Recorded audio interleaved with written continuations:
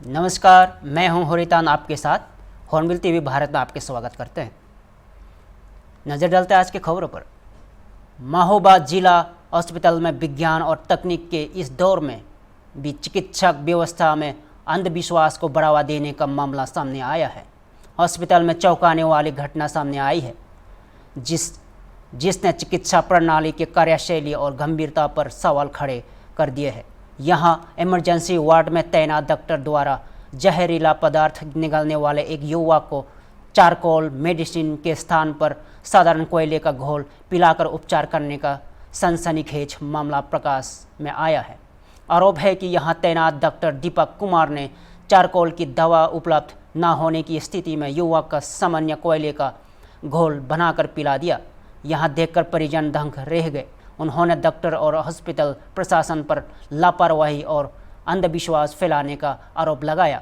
उनका कहना है कि डॉक्टर ने जहरीले पदार्थ के प्रभाव को कम करने के लिए कोई वैज्ञानिक या मेडिकल दवा न देकर परंपरागत और वैज्ञानिक तरीका अपनाया। आइए सुनते हैं। इलाज कराया, डॉक्टर साहब ने हमें जो है एक दवा लिखी, उसको बोलते चारकोल। जब हम दवा लिखी तो अंदर पता कि अंदर नहीं मिली, फिर हम बाहर वाले मेडिकल स्टोर सब जगह घूमे, हमें कहीं नहीं मिली। इसके बाद हम CMS साहब से पूछने की दवा हमें कहीं नहीं मिल रही है, हम क्या करें। तो उन्होंने कहा कि ये दवा जो होती है, आप लकड़ी उसको लकड़ी में आग लगाइए तो जलेगी, तो लकड़ी उसमें भूनने के बाद उसको पीसना, उसको पिवा देना आप, वही के दवा है ये। तो मैंने कहा कि हम ये नहीं, हम दूर के हैं, हम कैसे आए, हमारे 20-25 में गाँव है, आप तो कहीं से अगल बगल निकल लीजिए तो आपको हो जाएगा। मतलब आपको वैज्ञानिक तरीके से इलाज नहीं कराया गया, आप कोयला फैला के मतलब देसी इलाज कराया गया डॉक्टर? जी, यहाँ पे कोई उपलब्ध नहीं, ना अगल बगल है ना यहाँ अस्पताल में कोई सेवा इस तरह की उपलब्ध है, और उन्हें ठीक से बात भी नहीं। क्यों खाया था जब, किससे विवाद हो गया था आपके भाई? ये थोड़ा घरेलू, थोड़ा दूसरे लोग कर्ज लिए थे और तो उस वजह से थोड़ा टेंशन में थे, खा लिया। जब मीडिया ने इस बाबत जानकारी चाही तो डॉक्टर दीपक कुमार ने कोयले के घोल को लाभकारी बताने की कोशिश की। वही हॉस्पिटल के CMS इस पूरे मामले से कन्नी कटते नजर आए। युवक की हालत गंभीर बनी होने के कारण उसे हायर सेंटर रेफर कर दिया गया है। तो आइए सुनिए डॉक्टर से। कोयला घोल के पिलाया गया है, क्या है पूरा मामला? कोयला नहीं घोल के पिलाया, चारकोल बना के पिलाया जाता है। टैबलेट चारकोल अपने यहाँ है नहीं क्या? नहीं, डॉक्टर ने लिखी चारकोल टैबलेट, मुझे पूरी जानकारी नहीं है इस बात की। फार्मासिस्ट का कहना है कि उन्होंने 12 तारीख को इंडियन बना के दिया था, फिर भी उसको दवा उपलब्ध नहीं कराई गई। एक पेशेंट की इस दौरान बिना चारकोल के मौत भी हो गई है, और आज फिर चारकोल नहीं थी तो उसे कोयला घोल के पिलाया गया। नहीं, कोयला घोल के पिलाया गया, चारकोल बना के, चारकोल की टैबलेट आती है, बाजार में सब जगह मिल जाती है, हर जगह। क्या आज के वैज्ञानिक युग में ये कोयला घोल के पिलाया जा सकता है, इलाज किया जा सकता है? Thank you. जैसा कि परिजनों द्वारा बताया गया है कि उसमें फांसी लगाई पारिवारिक विवाद के कारण, और फिर उसमें मरीज के द्वारा बाद में बताया गया उसमें डाइट भी हुई है। तो इलाज उसका चालू है, स्थिति अभी संतोषजनक है, और स्थिति में अगर किसी भी प्रकार की कोई कॉम्प्लिकेशन आती है तो पेशेंट को हायर सेंटर रेफर कर दिया जाए। नाम क्या है पेशेंट? मंडल नाम का पेशेंट है। सर, इसको अभी लकड़ी का कोयला घोल के पिलाया गया, ऐसा क्यों करना पड़ा? सर, जैसे चारकोल टैबलेट दी रही है इनको, तो अगर जैसे चारकोल टैबलेट अगर अवेलेबल नहीं होती तो उसमें कोयले घोल भी पिला दिया जाता है कि जहर वगैरह एब्जॉर्ब हो जाए। क्या आज के वैज्ञानिक युग में इस तरीके का देसी इलाज करना ठीक है? सर, देसी तो अभी प्रेफर ऐसा तो होना भी चाहिए, लेकिन क्या है, अब जैसे टैबलेट अपने पास अवेलेबल नहीं थी, चारकोल की जगह कोयला या ब्रेड वगैरह जला के उसको पानी में घोल के पिला सकते हैं।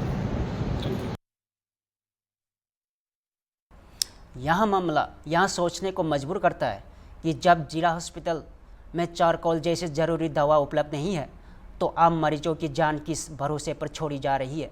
क्या जिला हॉस्पिटलों में अंधविश्वास और परंपरागत घरेलू तरीकों के भरोसे इलाज किया जाएगा? यहाँ घटना स्वास्थ्य विभाग की कार्यप्रणाली पर भी गहरा सवालिया निशान खड़ा करती है। परिजनों और स्थानीय लोगों ने इस गंभीर लापरवाही की उच्च स्तरीय जांच और संबंधित डॉक्टर व हॉस्पिटल प्रशासन के खिलाफ कार्रवाई की मांग की है। यदि समय रहते इस तरह की घटनाओं पर लगाम नहीं लगाई गई तो इस खामियाजा आम जनता को भुगतना पड़ेगा।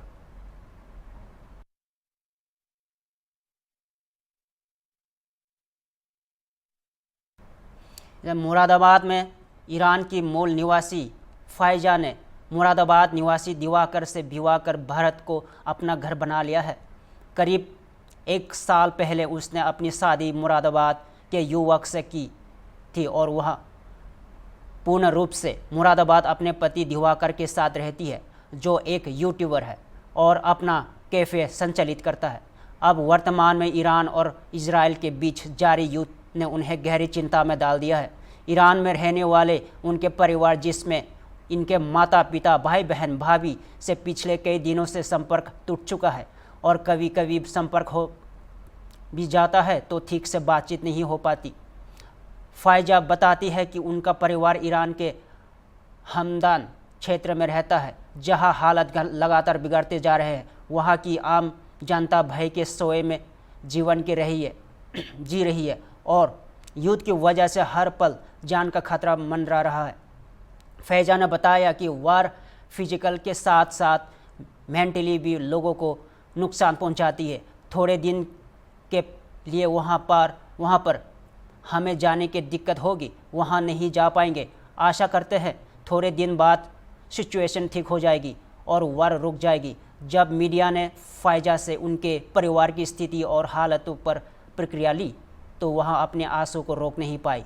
उन्होंने भावुक होकर बताया कि कई दिनों से अपने घर वालों को आवाज़ तक सुनने को नहीं मिली।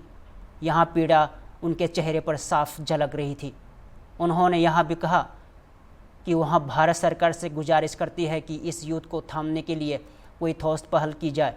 खास तौर पर प्रधानमंत्री नरेंद्र मोदी से उनकी अपील है कि वे दोनों देशों के नेताओं से संवाद कर शांति स्थापित करने की दिशा में कदम उठाए। तो आइए सुनते हैं। Well, all in all, if I want to say, the situation is not good in Iran. Every country somehow they are suffering, and every people are suffering from the different mental pressures for sure. And well, the thing is that now even the social media is not. The general status of connection is not that much good. Even all the people cannot use the social media because of the probable cyber attacks. Only the few people can use the social media, only those people who have the strong VPN, and even though they use the VPN, still the connection is so low. So yeah, now the situation is so tense. Any message we want to give to Indian government or any support for the Iranians you try to give from the government side? Well, India is a friend country, and I myself really do respect Prime Minister Modi, especially, and I want that Prime Minister Modi, who for me is always a true example of an appropriate Indian man. I really want that he do intervene in the situation that now we are confronting, and he convinced the two sides not to continue the war. And yeah, this is the true time to do such thing. Please take action in this thing. Thank you in advance. Uttar Pradesh के मुख्यमंत्री योगी आदित्यनाथ ने अपने गोरखपुर दौरे के दूसरे दिन गोरखपुर मंदिर स्थित दिग्विजयनाथ राज सभागार में लगाया जनता दरबार। गोरखपुर में हो रहे बरसात के बावजूद काफ़ी संख्या में फरियादी अपनी समस्या को लेकर जनता दरबार में पहुंचे थे। सीएम योगी ने एक एक कर फरियादियों की समस्या सुनी और उन्हें भरोसा दिलाया कि उनकी समस्या का हर संभव निराकरण होगा। सीएम योगी ने अपने अधीनस्थ अधिकारियों को फरियादियों की समस्या का जल्द से जल्द दूर करने का दिया आदेश।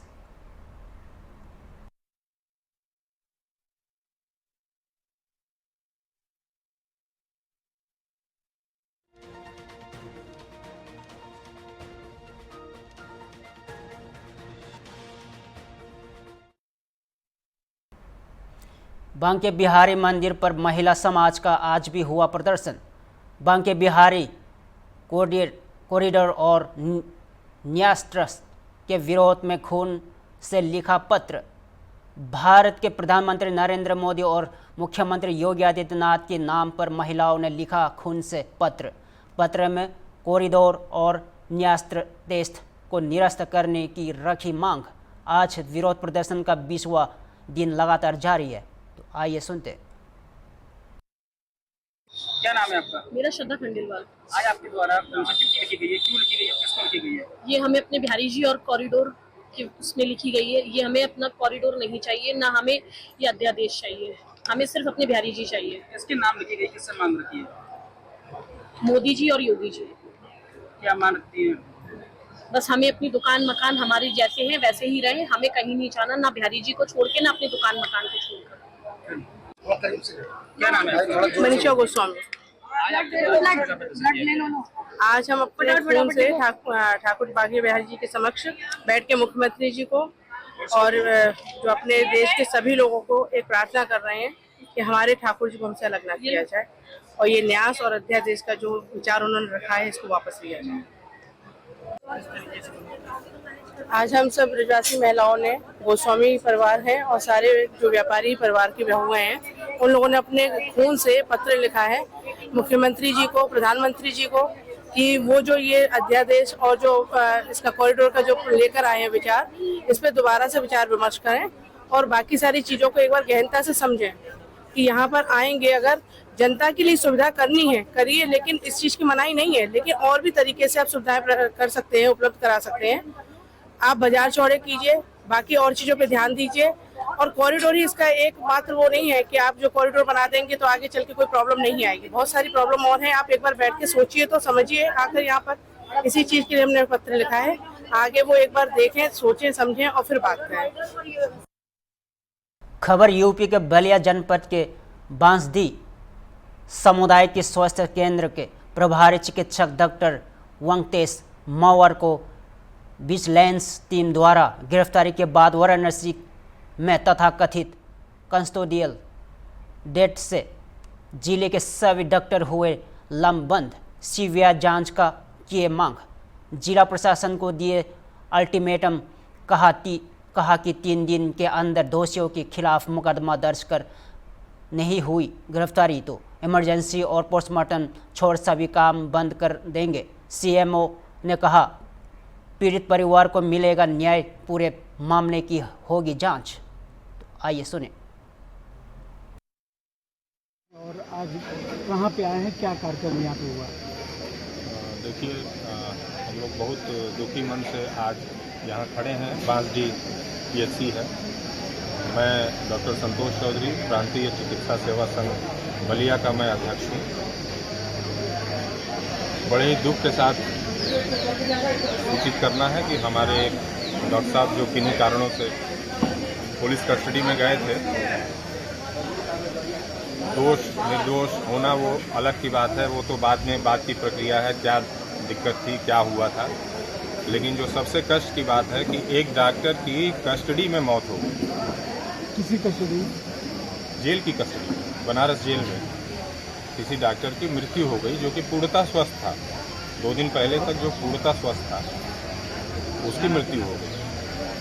और यहाँ आने के बाद, यहाँ के कर्मचारियों से जानने के बाद ऐसा लग रहा है कि यह एक पूर्व नियोजित हत्या कर दी गई है।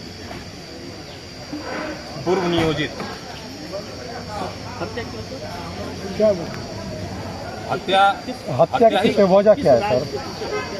क्या ये राज हमको भी नहीं पता, ये तो जांच का विषय है, लेकिन ये पूर्व नियोजित है और पूरी तरह से इसको जो है फंसाया गया।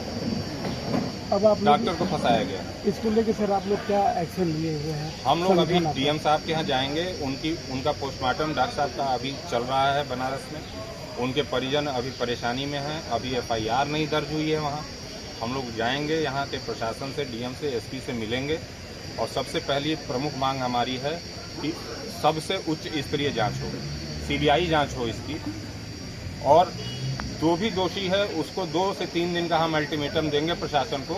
2 से 3 दिन के अंदर अगर FIR और गिरफ्तारी नहीं हुई तो हम कार्य बाधित करने के लिए बाध्य हो जाएंगे। कार्य बाधित में क्या कर रहे हैं? इमरजेंसी और पोस्टमार्टम छोड़ के सारे कार्य हम लोग बंद कर देंगे, ओपीडी बंद कर देंगे। आज कैसा उनकी याद में आज आप लोग क्या किया प्रसन्न उनकी याद में? हमने उनको आत्मा की शांति के लिए एक सभा की है अपने जिला स्तर कार्यालय पे भी, और यहाँ अभी हम लोग बांसडी में भी इसी कार्यक्रम के लिए आए थे। और यहाँ आने का मकसद यही था कि हमारे जितने कर्मचारी हैं एकदम निर्भय होकर काम करें, उनके लिए हम लोग लड़ेंगे और जो भी न्याय है वो लेके आएंगे। आज क्या क्या बंद है सर? आज अभी कुछ भी बंद नहीं हुआ है, आज ये अस्पताल बंद है। बाकी हम लोग शाम को डीएम और एसपी से मिलने के बाद आगे की बलिया ओपीडी भी सर बंद है?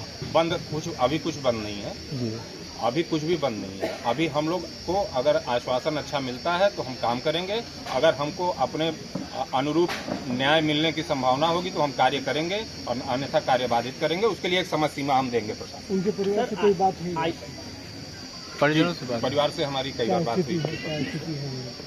पत्नी उनकी कल से खुद अभी एडमिट हो गई हैं, बच्चा उनका खुद एडमिट हो गया है, वो लोग भी अपना ट्रीटमेंट पे चल रहे हैं। तो कोई भी अभी बहुत बात करने की स्थिति में उचित है नहीं। पत्नी की क्या मांग है सर? पत्नी क्या चाहे? पत्नी ने मांग की है कि उनके पति की हत्या की गई। उसने मानवाधिकार आयोग को लिखा है और जैसा कि उनके ऊपर आरोप था कोई रिश्वत लेने का, तो उसने बताया कि वो डॉक्टर साहब ने कुछ पैसे उनको दिए थे, उसी पैसे को उन्होंने वापस किया और उसमें उनको जो है पूर्वनियोजित तरीके से गिरफ्तार करवा दिया। सर पूरे आंदोलन में क्या आईएमए से कोई बात हुई आप लोगों की? अभी हमको आईएमए की जरूरत नहीं है।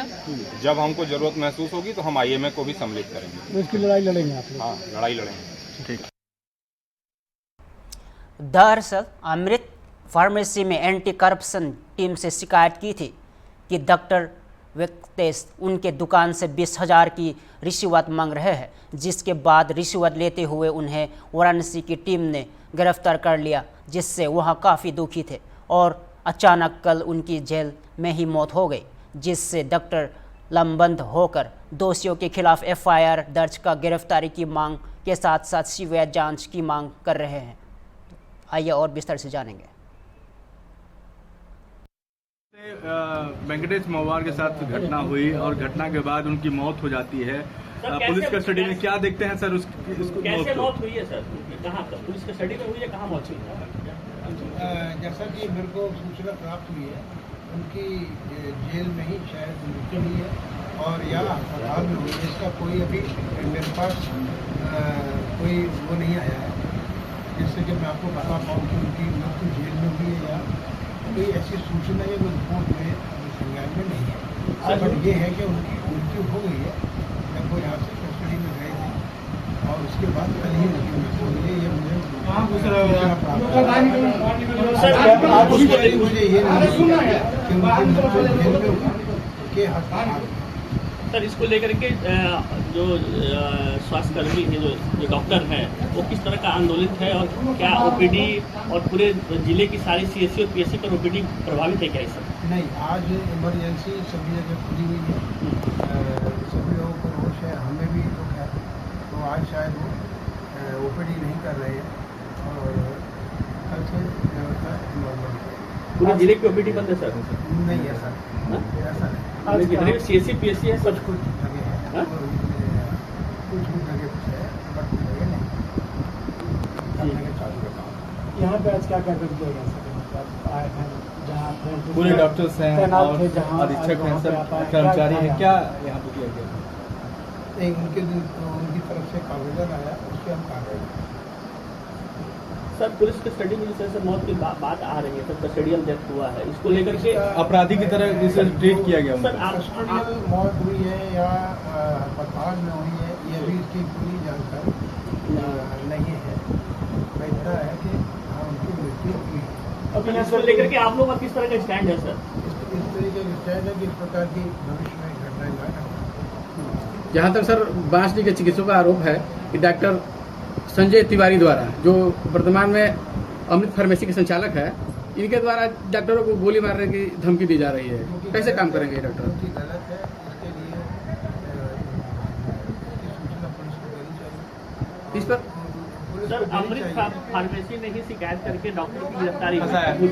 उन्हीं के क्या अमृत फार्मेसी जो है वो जिले की इस बांसडीह में खुलने का कोई अधिकृत है क्या? किस तरह से खुला हुआ है? इसकी जांच कराई जाएगी जिला अधिकारी महोदय की तरफ और इसके जो भी तथ्य होंगे तो सामने आएंगे तभी हम आपको बताएंगे कि ये खुलनी चाहिए कि नहीं। इस तरह के जियो है क्या सर यहाँ खुलने का? अभी इसकी मैंने जियो मंगवाया, जैसे जियो आ जाएगा तो फिर मैं आपको बताऊँगा। सर सुनने में आ रहा है कि इतने दिनों से चल रहा है, तो किस तरह से यहाँ पे इतने दिनों से ये संचालित हो रहा है? ये मैं तो भी आया हूँ, मुझे तो इसकी जानकारी नहीं है। जब मैं आया था तब से मुझे खुलाई नहीं। सर अगर कौन सी कार्रवाई पहले से हो। उत्तर प्रदेश के कांग्रेस ने 2027 के विधानसभा चुनाव की तैयारियां तेज कर दी है। पार्टी की राजनीति के तहत जिला कांग्रेस कमेटियों को बूथ स्तर तक सशक्त किया जाएगा और टिकट वितरण में उनकी राय सर्वोच्च मानी जाएगी। यहां फैसला मंगलवार को लखनऊ में आयोजित पूर्वांचल जोन की संगठन सृजन समीक्षा बैठक में लिया गया, जिसमें 12 जिलों के जिला और शहर अध्यक्षों के साथ पार्टी पदाधिकारियों ने भाग लिया। यूपी प्रभारी अविनाश पांडे ने कहा कि जो कार्यकर्ता ईमानदारी से काम कर रहे हैं उन्हें संगठन में महत्वपूर्ण पदों पर जिम्मेदारी दी जाएगी। उन्होंने यह भी घोषणा की कि आगामी चुनाव में टिकट वितरण में जिला संगठन की राय सर्वोपरि होगी, क्योंकि जमीनी कार्यकर्ता ही पार्टी का असली चेहरा होते हैं। उन्होंने कहा कि जिला संगठन की ही वह कड़ी है जो जनता से सीधा संवाद करता है, संघर्ष करता है और कैडर पर तैयार करता है। तो आइए जानते हैं। से कमर कसकर तैयार है। अभी पिछले 7 दिनों से उत्तर प्रदेश के मुख्यालय में और पिछले 3 महीनों से पंचायत चुनाव की तैयारी की शुरुआत प्रदेश कांग्रेस कमेटी के नेतृत्व में शुरू हो चुकी है। इसके और भी गंभीरता के साथ में हर चुनावी क्षेत्र में जो उपयुक्त उम्मीदवार हैं उनके बारे में भी चर्चा हो रही है। हर जिले से सम्माननीय वहाँ के अध्यक्ष और हमारे चुने गए प्रतिनिधि जो हमारे कोऑर्डिनेटर्स हैं उनके साथ में गहन चर्चा के बाद में बहुत जल्द ही हर वार्डों से हमारी रणनीति क्या होगी और कांग्रेस पंचायती चुनाव में अपने बलबूते पर पूरे प्रदेश के अंदर चुनाव लड़ेगी। और हमें विश्वास है कि लोगों का जिस प्रकार से समर्थन और कार्यकर्ताओं में उत्साह है, कांग्रेस निश्चित रूप से अपना एक अच्छा प्रदर्शन करेगी। आपकी पार्टी के एक सांसद ने गठबंधन को लेकर विचार की पड़ी थी, तो उसके बाद कल अखिलेश यादव ने कहा कि गठबंधन इंटैक्ट रहेगा और आप जो गठबंधन है पार्टी के प्रतिनिधि अगर आप इमरान मसूद जी के बारे में कह रहे हैं तो उन्हें ऐसा कोई भी वक्तव्य नहीं किया। मैंने व्यक्तिगत रूप से देखा, व्यक्तिगत रूप से उनके ऊपर अन्य पार्टी के कुछ नेताओं द्वारा कुछ लांछन लगाए गए, किसी प्रकार की टिप्पणी की गई जिसमें पार्टी नेतृत्व के प्रति अपनादास्पद रेफरेंस दिए गए थे। पार्टी का कोई भी कार्यकर्ता अगर पार्टी नेतृत्व के शान के खिलाफ में कोई अगर दूसरा व्यक्ति बोलता है तो पार्टी, कांग्रेस पार्टी का हर एक कार्यकर्ता उसका जवाब देगा। वहाँ तक के उचित है। जहाँ तक के इंडिया गठबंधन की बात है, व्यक्तिगत रूप से किए गए वक्तव्य पर इंडिया गठबंधन पर किसी प्रकार का प्रश्न नहीं उठना चाहिए। अखिलेश यादव ने जो बात कही उसका ही मैं जवाब दे रहा हूँ कि गठबंधन में उनको क्यों शंका है कि गठबंधन अस्तित्व में नहीं है। गठबंधन बिल्कुल अस्तित्व में है। जहाँ जहाँ भी आवश्यकता पड़ेगी भारतीय जनता पार्टी का मुकाबला करने के लिए, क्योंकि ये मुकाबला मात्र किसी राजनीतिक पार्टी से नहीं है। आज भारतीय जनता पार्टी के फ्रंटल ऑर्गेनाइजेशन, अग्रिम संगठन के रूप में देश की सभी संवैधानिक संस्थाएं काम कर रही हैं और इसीलिए आवश्यक है कि हमको लोगों का विश्वास हासिल करते हुए जन भावना के आधार पर एकत्र होकर भारतीय जनता पार्टी की जो जिस प्रकार से एक डिक्टेटरशिप पूरे देश में चल रही है, जिस प्रकार से संविधान से खिलवाड़ करने का प्रयत्न वो कर रहे हैं, जिस प्रकार से सामाजिक न्याय के विरोध में निर्णय हो रहे हैं, उन्हें रोकना अगर है तो निश्चित रूप से सभी इंडिया गठबंधन के घटकों को साथ में आना होगा और उसका मुकाबला करके उन्हें शिकस्त देना होगा। 70-80 सीट की बात कही गई थी, इस बार 2027 में कितनी सीटें अगर आप लोग गठबंधन में? देखिए, पास जिस समय विधानसभा का चुनाव आएगा उस समय इस भविष्य में बात किया जाएगा। आज उसका कोई औचित्य नहीं है। हमारे साथ बातचीत करने के लिए सर कांग्रेस की बैठक हो रही, क्या कुछ पूरी तैयारी चल रही है। हम लोग 5 लेयर पे काम कर रहे हैं और पूरी संगठन की तैयारी चल रही है। उसमें मिल के सब लोग संगठन से लेके और ब्लॉक स्तर से लेके जिले स्तर से लेके सब लोग। पंचायती चुनाव को लेकर क्या सपा के साथ चुनाव लड़ेंगे? पंचायत के चुनाव तो अलग अलग लड़ रहे हैं, पूरी ताकत के साथ लड़ रहे हैं। योग दिवस को लेकर क्या कहेंगे सर? योग दिवस केवल मार्केटिंग होती है और कुछ नहीं। सर क्या कांग्रेस से